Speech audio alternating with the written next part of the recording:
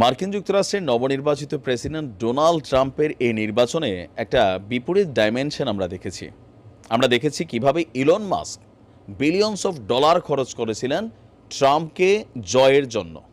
Even তার বিভিন্ন প্ল্যাটফর্মে তিনি বক্তব্য দিয়েছেন, তার যে ফ্যান ফলোয়ার আছেন তাদেরকে কানেক্ট করা ট্রাই করেছেন, টাকা পয়সা সহযোগিতা করছেন, সর্বোচ্চটা দিয়েছেন।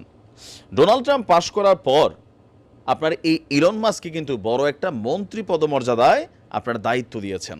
রাজনৈতিকভাবে তার অবস্থানটা শক্তিশালী হলো, ব্যবসায়িকভাবে হলো। তবে ইলন মাস্ককে অনেকে চিন্তা করতেছিল ইলন মাস্ক আসলে তিনি রাজনীতিতে কতটা সফল হবেন, কিন্তু দেখেন গেল 2 দিন আগে তলে তলে ইলন মাস্ক যে ঘটনা ঘটাইয়া বসে রয়েছে, ট্রাম্পের প্রতিনিধি হিসাবে পুরো আমেরিকাকে যেমন ধাক্কা দিয়েছে। যারা ভাবতেছিল যে ট্রাম্পের এবারের নীতিটা অনেকটা আগ্রাসী হতে পারে, লাইক 2016-তে, লাইক ইরানের ক্ষেত্রে, মধ্যপ্রাচ্যের বিভিন্ন রাষ্ট্রের ক্ষেত্রে, যেই নীতিটা তার ছিল সবসময় একটা অ্যান্টি অবস্থানে ছিল, সেই নীতির বিপরীতে ট্রাম্পও যে পরিবর্তন হতে পারে সেইটার একটা ইশারা ইঙ্গিত কিন্তু সামনে আসছে। আর এইটা ইরানের কপালই খুলে যাচ্ছে। দর্শক, ইরানের খুবই ঊর্ধ্বতন কয়েকজন কর্মকর্তার সাথে মার্কিন যুক্তরাষ্ট্রে ডেকে এনে ইলন মাস্ক একটা গোপন বৈঠক করেছেন।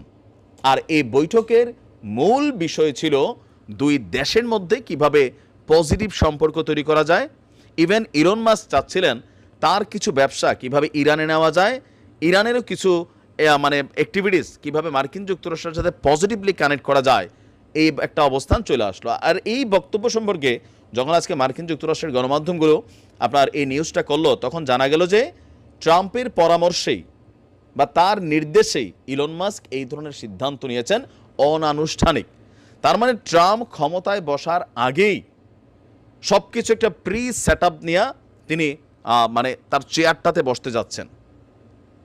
তার 2016 সালে জেনারেল কাসেম সোলাইমানির কথা খেয়াল আছে তো? ইরানের খুবই বড় একজন সামরিক অফিসার ছিলেন, নেতা ছিলেন। তাকে কিন্তু ট্রাম্প ক্ষমতায় থাকাকালীন শাহাদাত করা হয়েছিল। তিনি এটা নিয়ে উল্লাস প্রকাশ করেছিলেন।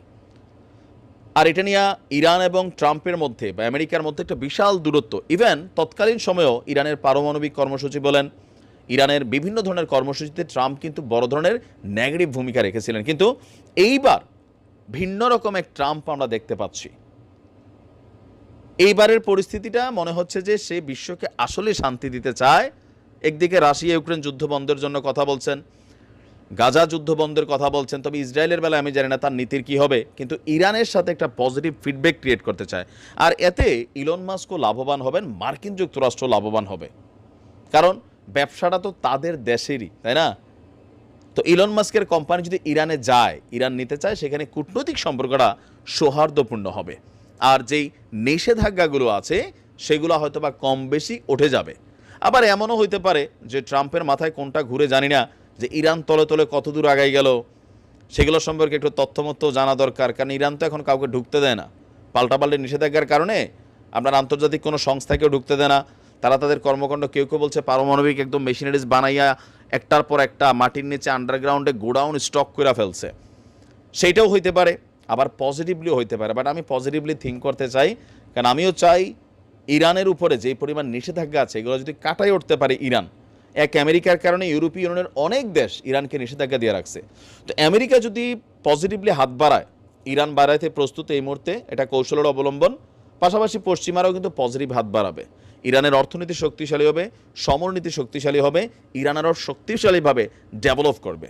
তবে সচেতন থাকতে হবে কোনো তথ্য ইনফরমেশন লিক আউট হয় কিনা। ইনশাল্লাহ ভালো দিন আসতে যাচ্ছে, ভালো থাকুন।